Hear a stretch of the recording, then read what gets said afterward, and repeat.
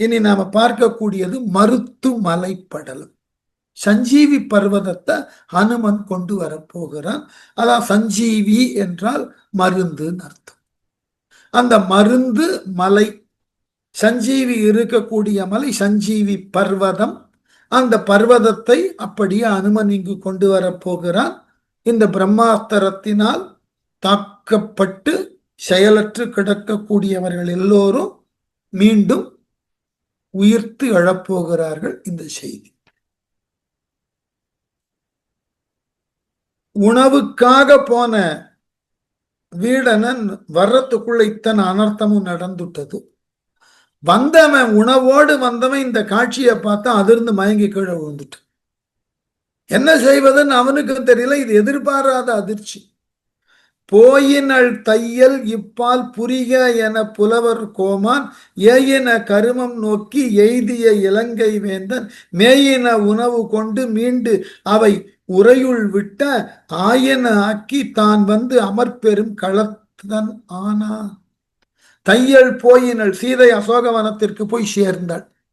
இப்பால் புரிக என கோமான், இங்கே ராமபிரான் செய்க என புலவர் கோமான் ஏயின கருமம் நோக்கி எய்திய, தேவர் தலைவனாகிய ராமபிரான் தன்னை நோக்கி ஏவிய பணியை செய்ய கருதி சென்ற உணவினை கொண்டு வரச் சென்ற இலங்கை வேந்தன் வீடனன் மேயின உணவு கொண்டு மீண்டும், இவர்களுக்கு உண்டான பொருத்தமான உணவை கொண்டு திரும்பி வருகின்ற பொழுது அவை உரையுள் விட்ட ஆயன ஆக்கி, அந்த உணவுகளை எல்லாம் பாசறையில கொண்டு போய் சேர்த்து விட்டு போர்க்களத்துக்கு வந்தான். அமர்பெரும் களத்தனானான், தான் பெரும் போர்க்களத்திற்கு வந்து சேர்ந்தான். சேர்ந்தவன் போர்க்களம் கண்ட, போர்க்களம் இருந்த நிலையை பார்த்தா மயக்கம் வந்துட்டது. நோக்கினான் கண்டான் பண்டு இவ்வுலகினை படைக்க நோற்றான் வாக்கினால் மாண்டார் என்ன வானர வீரர் முற்றும் தாக்கினார் எல்லாம் பட்ட தன்மையை விடத்தை தானே தேக்கினான் என்று நின்று தியங்கினான் உணர்வு தீர்ந்தான். பண்டு இவ்வுலகினை படைக்க நோற்றான், போர்க்களம்க்கு போன விபீஷண ஆதியில் உலகங்களை எல்லாம் படைக்கும் பேறு பெற்றவனாகிய பிரம்மதேவனுடைய வாக்கினால் மாண்டார் என சாப சொல்லால் இறந்து பட்டான். அப்போ உலகமே இறந்து போனது போல காட்சி அளித்ததாம். சாப சொல்லால் இறந்து பட்டார்கள் எனும்படி வானர வீரர் முற்றும் தாக்கினர். வாரண வீரர்கள் பிரம்மாஸ்திரத்தினால் ஒர்த்தம் பாக்கி இல்லாம அழிஞ்சிருக்கான். எல்லாம் பட்ட தன்மையை நோக்கினான் கண்டான், எல்லோரும் இறந்து பட்டு இருக்கக்கூடிய தன்மையை கண்களால் பார்த்தான். விடத்தை தானே தேக்கினான், நஞ்சினை தானே அருந்தினான் என்பது போல நின்று தியங்கினான் உணர்வு தீர்ந்தான். நின்ற இடத்துல நின்று மயங்கினான். மயக்கம் வந்தது, கீழே பொத்துன்னு விழுந்துட்டான். விளைந்தவாறு உணர்கிலாதான் ஏங்கினான் வெதும்பினான் மெய் உழைந்து உழைந்து உயிர்த்தான் ஆவி உண்டு இலை என்ன ஓய்ந்தான். வளைந்த பேய்க்கணமும் நாயும் நரிகளும் இரிய வந்தான் இளம் கிளையோடும் சாய்ந்த ராமனை இடையில் கண்டான்.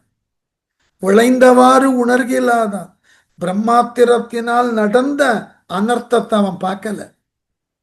ஏங்கினான் வெதும்பினான் மெய் உழைந்து உழைந்து உயிர்த்தான், ஏக்கம் கொண்டு மனம் வெதும்பி உடம்பு வருந்தி வருந்தி பெருமூச்சு விட்டான். ஆவி உண்டு இலை என ஓய்ந்தான், உயிர் இருக்கா இல்லையான்னே தெரியல விபீடனனுக்கு. அப்படி கீழே விழுந்து கிடந்தான். வளைந்த பேய்க்கணமும் நாயும் நரிகளும் இரிய, போர்க்களத்துல இறந்து போன வீரர்களை உண்ணுதற்காக பேய்களும் நாய்களும் நரிகளும் சூழ்ந்து நிற்க அஞ்சி ஓடுமாறு அவைகளையெல்லாம் ஓட்டிவிட்டு வந்தான். பிளங்களுக்கிடையே நடந்து வந்தான். இளம் கிளையோடும் சாய்ந்த ராமனை இடையில் கண்டான். இளையவனாக உள்ள இலக்குவன் உடலோடு சாய்ந்து மயங்கிய நிலையில் கிடக்கக்கூடிய ராமனை பார்த்தான். பார்த்தவன் ராம உடம்புல எந்த காயமும் இல்லைன்னு பார்த்தோன்னு ஒரு நிம்மதி வந்தது. இவனுக்கு எதுவும் ஆகல. என்பு என்பது யாக்கை என்பது உயிர் என்பது இவையெல்லாம் பின்பு என்ப அல்ல என்றும் தம்முடைய நிலையின் பேரா முன்பு என்றும் உளது என்றாலும் முழுவதும் தெரிந்தவாற்றால் அன்பு என்பது ஒன்றின் தன்மை அமரரும் அறிந்தது அன்று. என்பு என்பது யாக்கை என்பது உயிர் என்பது இவைகள் எல்லாம். எலும்பு என்பதும் உடல் என்பதும் அதனோடு பொருந்தி இருக்கக்கூடிய உயிர் என்கின்ற ஒன்றும் பின்பு என்ப அல்ல முன்பு. அன்பினை நோக்க பிற்பட்டது என்பது எல்லாம் அவையெல்லாம் பொருட்டே கிடையாது. முன்பே தோன்றி இயைந்து நிற்பனவாகி என்றும் தம்முடைய நிலையின் பேரா எக்காலத்தும் அன்பு மன்னிக்கணும் அன்பு விளங்கி தோன்றுவதற்கு காரணமான அதன் முன்னே தோன்றுவதால் தம்முடைய நிலையின் மாறுதல் இன்றி நிற்கின்ற என்று உளது என்றாலும் இப்படிப்பட்ட தொடர்பு உடல் உயிர் ஆகியன அன்பு தோன்றி விளங்குவதற்கு காரணமாய் முன் தோன்றி நின்றாலும் முழுவதும் தெரிந்தவாற்றால் முழுமையுமாக ஆராய்ந்து பார்த்தால் அன்பு என்பது ஒன்றின் தன்மை, அன்பு என்பதாகிய ஒன்றினது உடல் உயிர் ஆகியவற்றை தளிர்க்க செய்தல் அன்புதான், சிதைப்பச் செய்தலும் அன்புதான் என்ற உண்மையை உணர்ந்த விபீஷணன் இரு வேறுபட்ட தன்மையினை அமரரும் அறிந்தது அன்றே, தேவர்களும் அறிந்தவர்கள் அல்லவே. இதுதான் அடிப்படை. இந்த எந்த இடத்துல எவ்வளவு பெரிய தத்துவத்தை வள்ளுவன் வைக்கிறான்னு பாரு. அதாவது திருக்குறள்ல ஒரு அழகான குறள் உண்டு. அன்போடு இயைந்த வழக்கென்ப ஆருயிர்க்கு என்போடு இயைந்த தொடர்பு. இந்த குறளுக்கு அழகு என்னன்னா, இந்த உடலுக்கு எலும்பும் தசையும் உயிரும் எவ்வாறு ஒன்று சேர்ந்து இந்த உடலை இயங்கவும் இந்த உடலுக்கு ஒரு வடிவத்தையும் தந்து நிற்பது போல ஒவ்வொருவருடைய வாழ்க்கைக்கும் வாழ்க்கையானது முழுமை உடையதாக இருக்க வேண்டும் என்றால் அவர்கள் வாழும் காலத்துல அன்போடு பிறர் மாட்டு இருந்தால்தான் அவர்கள் வாழ்க்கை என்பது ஒரு முழுமையாகும். இது திருக்குறள். அத சொல்றதுக்கு தான் அன்போடு இயைந்த வழக்கு. நீ வாழும் காலத்து நீ பிறர் மாட்டு காட்டக்கூடிய அன்புதான் நீ வாழுகிறாய் என்பதன் பொருளே. ஞாபகம் வச்சுக்கணும். அது இயைந்த வழக்கு. வாழ்க்கை என்பது அன்போடு பொருந்தி இருக்கணும், இருந்தாதான் நீ வாழுகிறாய்னு பொருள். இந்த ஆங்கிலத்துல 2 சொற்களை சொல்லுவார்கள், தமிழ்லையும் உண்டு. நான் ஏன் சட்டுன்னு ஆங்கிலத்துல சொல்லுகிறேன்னா, பெரும்பாலானோர் ஆங்கிலத்தினுடைய பின்புலத்தில் இருக்கிறதுனால அதை சொல்ல வேண்டிய தேவை. முதல்ல அந்த வாழுதல் என்கின்ற ஒன்று இருத்தல் என்கின்ற ஒன்று. இந்த வாழுதலை என்ன சொல்லுகிறோம்னா ஆங்கிலத்துல லிவிங்னு சொல்றோம். இருத்தல் என்பதை சர்வைவிங்னு சொல்றோம். நம்ம வாழ்க்கையில வாழுகிறோமா இருக்கிறோமா? பெரும்பாலானோர் இருக்கிறார்கள், வாழல யாரும். வாழுதல் என்றால் நாம் வாழும் காலத்துல நாம் காட்டக்கூடிய அன்பு, நாம் கை கொள்ளக்கூடிய அன்பு, பிறர் மாட்டு நாம் காட்டக்கூடிய நேயம், இவைகளை கொண்டுதான் நாம் வாழுவதாகவே முடிவு செய்யப்படும். வாழும் காலத்துல யார் மாட்டும் நாம் அன்பு காட்டவில்லை, யாரோடும் நாம் அன்பு பொருந்தியவர்களாக இல்லைன்னா நாம வாழல. ஏதோ விதிவசத்தால் இந்த உலகினுக்கு வந்தோம், இருக்கிறோம், செல்லுகிறோம்னு. இதை ஏன் போர்க்களத்துல சொன்னான்னாக்க, சரி உடலோடு எலும்பு தசை இவைகளெல்லாம் சேர்ந்தால்தான் உடல். ஆனால் இந்த உடல் வாழுதல் என்கின்ற ஒன்றை மேற்கொள்ள வேண்டும்னா அன்பு என்கின்ற ஒன்று அந்த உடலுக்கு இருக்கும், உணர்வு பூர்வமா இருக்கும், இருந்தால்தான் அது வாழுதலுக்கு சமம். அதனால விபீடனன் அந்த போர்க்களத்துல ராமன் உடம்புல எந்த விதமான ஊரும் இல்லாததை பார்த்து, ஆகவே ராமன் உயிரோடு இருக்கான், அதனால அவனை சார்ந்தவர்களும் உயிரோடு இருப்பார்கள். ஏன்னா ராமனது அன்பு அத்தகையது. ஆகவே மண்ணுலகில ஒருவர் மாட்டு ஒருவர் காட்டக்கூடிய அன்புதான் எல்லோரையும் வழி நடத்துகிறது. இந்த உணர்வை தேவர்களாலும் அறிந்து கொள்ள முடியாது. ஏன்னாக்க தேவர்கள்ல ஒருவரை ஒருவர் சார்ந்து வாழ வேண்டிய தேவை இல்லை. ஆனால் அவனுக்கு தெரியாது, அவனுக்கு எல்லாம் கிடைக்கிறது, அவன் நினைத்ததெல்லாம் நடக்கிறது. ஆகவே அவன் யாரையும் சார்ந்து இருக்கணும்ன்ற அவசியம் கிடையாது. மண்ணுலகத்துலதான் நாம எந்த ஒன்றினுக்கும் பிறரை சார்ந்து நிற்கிறோம் இல்லையா? நினைத்து பாருங்கள், காலையில உறக்கம் விழித்ததிலிருந்து அன்று இரவு உறங்க போகின்ற வரைக்கும் நம்மால் பயன்படுத்தக்கூடிய எந்த ஒரு பொருளையும் நாம தயாரித்து கொள்ள முடியுமான்னு யோசிச்சு பாருங்க. நம்முடைய தேவைகள் அனைத்தினுக்கும் பிறரை சார்ந்தே வாழுகிறோம். உடனே அடுத்த கேள்வி கேட்கலாம், இதுல எங்க சார் அன்பு இருக்கு? இருக்கு. இப்போ நாம பயன்படுத்தக்கூடிய ஒவ்வொரு பொருளும் நம்ம உடலுக்கும் தேவை, நம்முடைய உணவுக்கும் தேவை, அடிப்படை.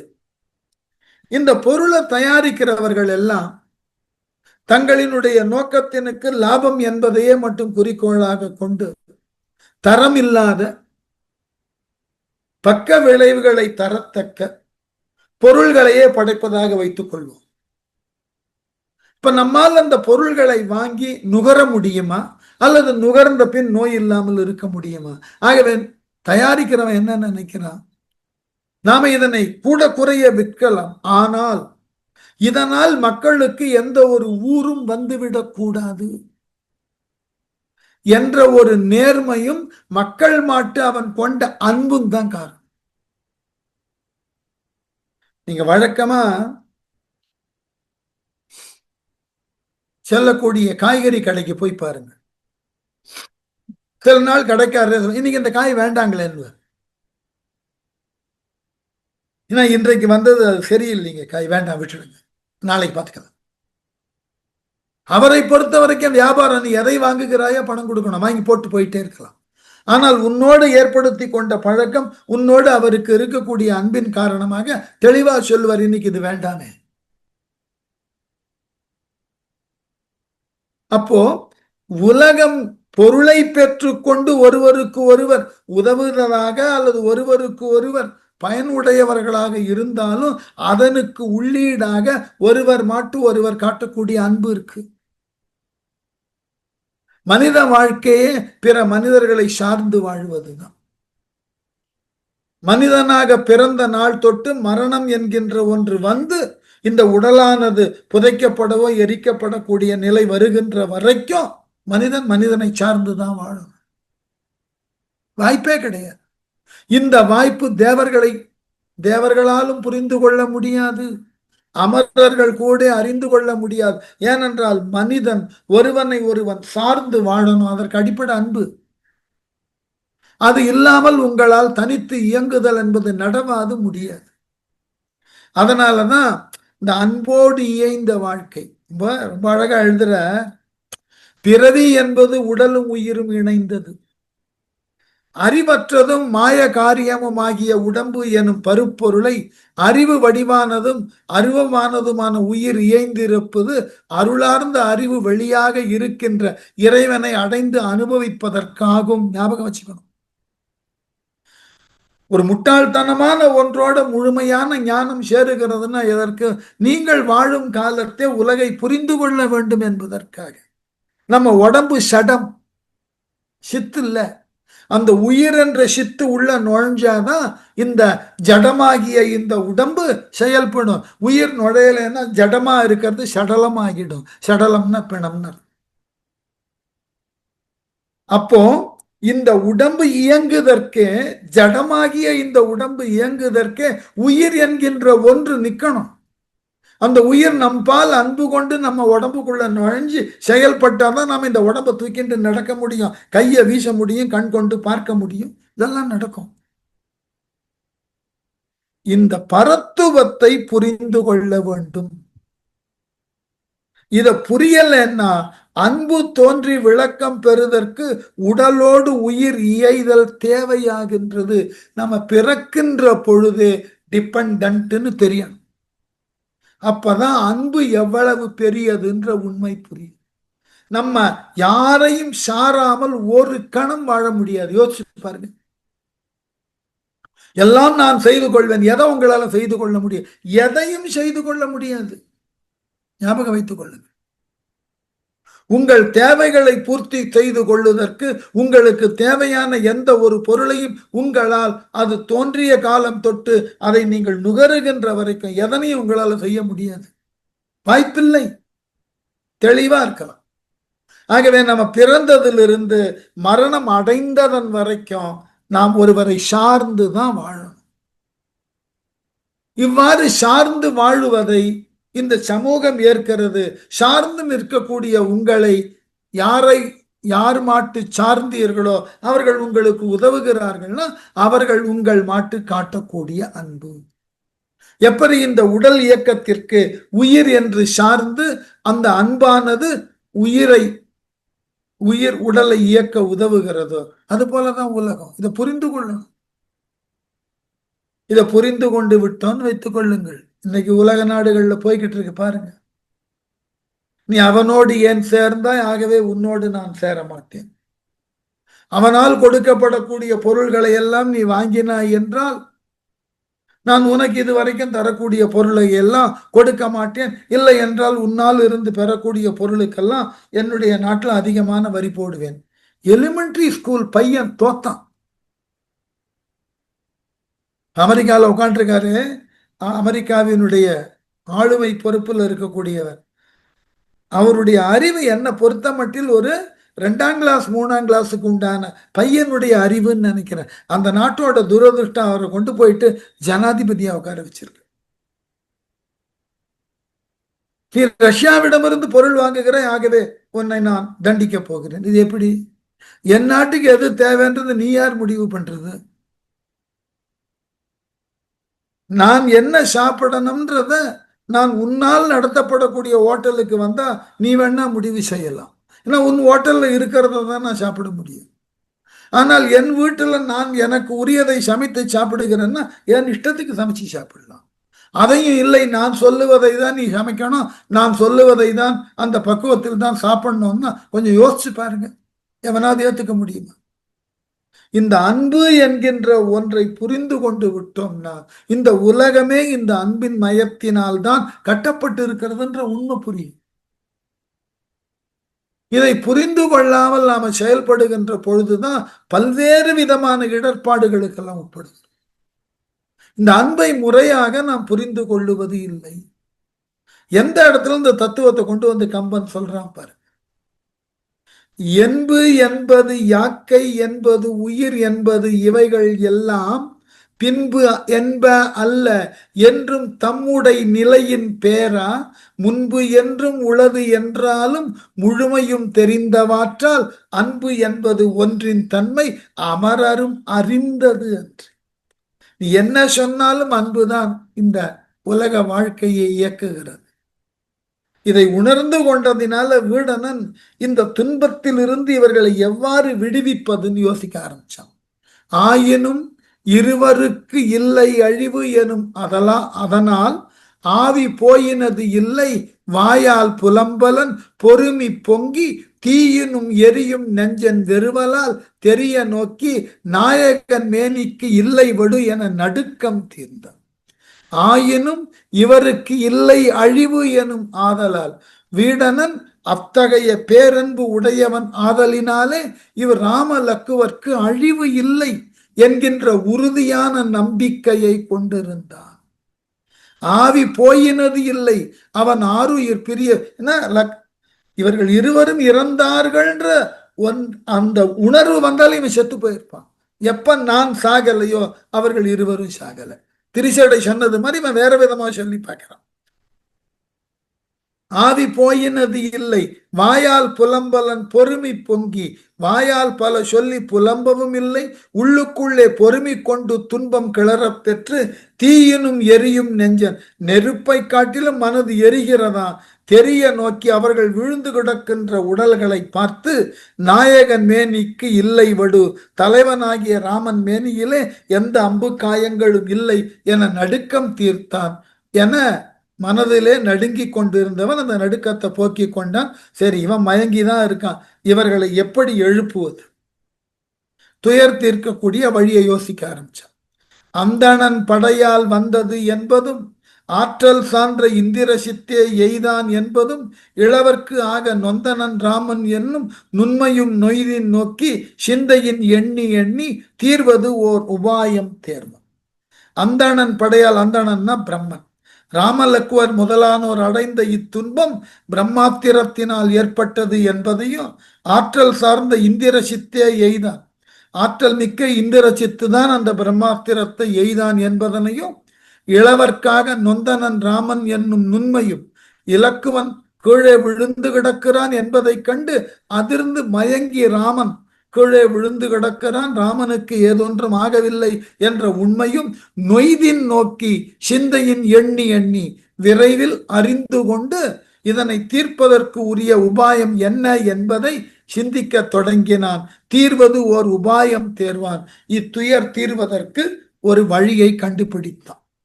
உள்ளுரு துன்பம் ஊன்ற உற்றனன் உறக்கம் அன்றோ தெள்ளிதின் உணர்ந்த பின்னை சிந்தனை தெரிவன் அன்றே வள்ளலோ தம்பி மாள வாழ்கிலான் மாய வாழ்க்கை கள்ளனோ வென்றான் என்றான் மழை எனக் கலுழும் கண்ணா. உள்ளுரு துன்பம் உன்ற உள்ளத்தில் உற்ற பெருந்துயர் பதிந்துள்ளமையால் உற்றனன் உறக்கம் அன்றோ ராமன் மூச்சையாகி இருக்கிறான். தெள்ளிதின் உணர்ந்த பின்னை தெளிவாக ராமன் தன் உணர்விற்கு வந்ததன் பின் சிந்தனை தெரிவன் அன்றே அந்த ராமபிரானுக்கு சிந்தனை எத்தகையதாக இருக்கும் என்பதை அறிவேன். அதனால் வள்ளலோ தம்பி மாள வாழ்கிலன், ராமன் நிச்சயமா உயிர் வாழ மாட்டான் இலக்குவன் இல்லை என்றால்.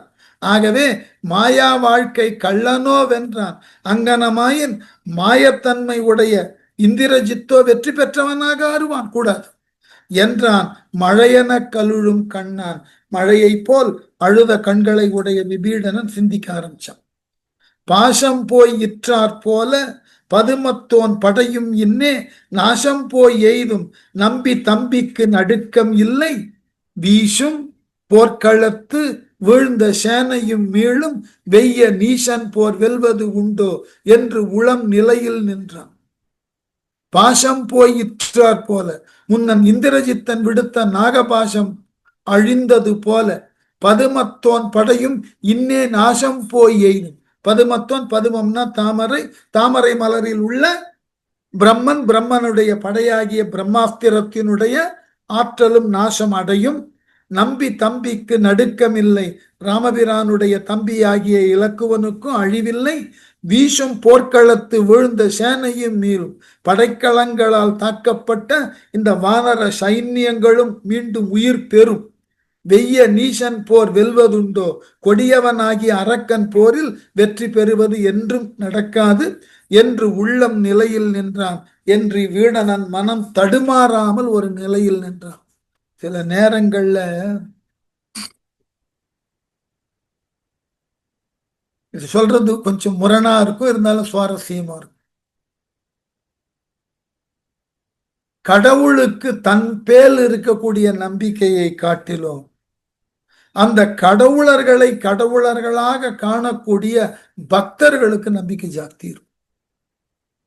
சொல்றது உங்களுக்கு ஆச்சரியமா இருக்கலாம், உண்மை அதுதான்.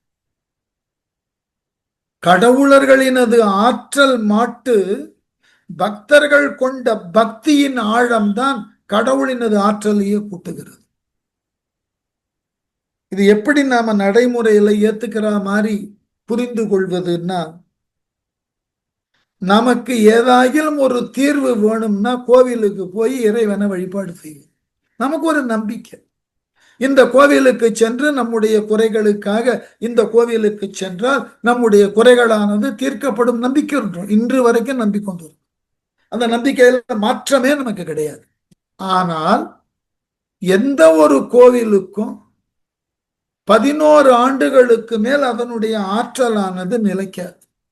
அதனாலதான் என்ன செய்கிறார்கள், கோவில்களுக்கு முறையாக 11 ஆண்டினுக்கு ஒரு முறை குடமுழுக்கை நிகழ்த்துகிறார்கள்.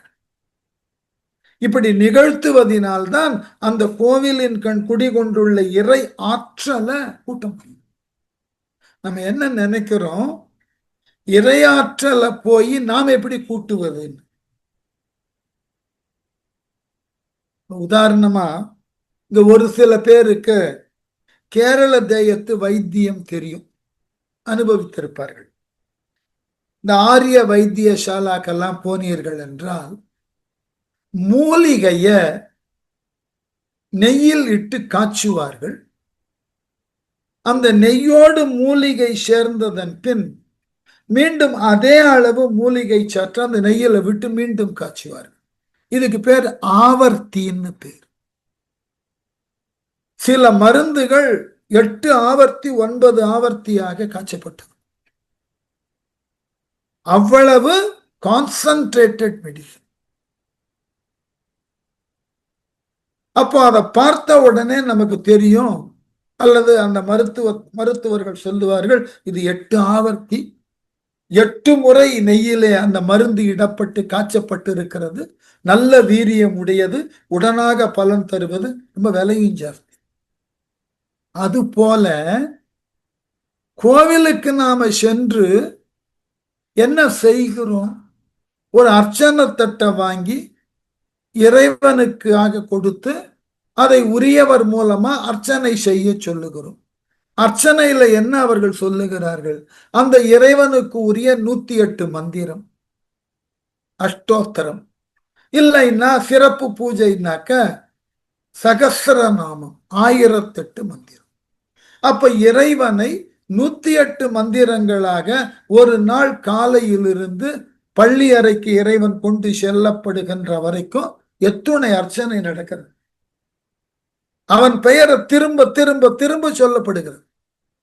அவ்வாறு சொல்ல சொல்ல அந்த இறை ஆற்றல் கூடுகிறது. உண்மை.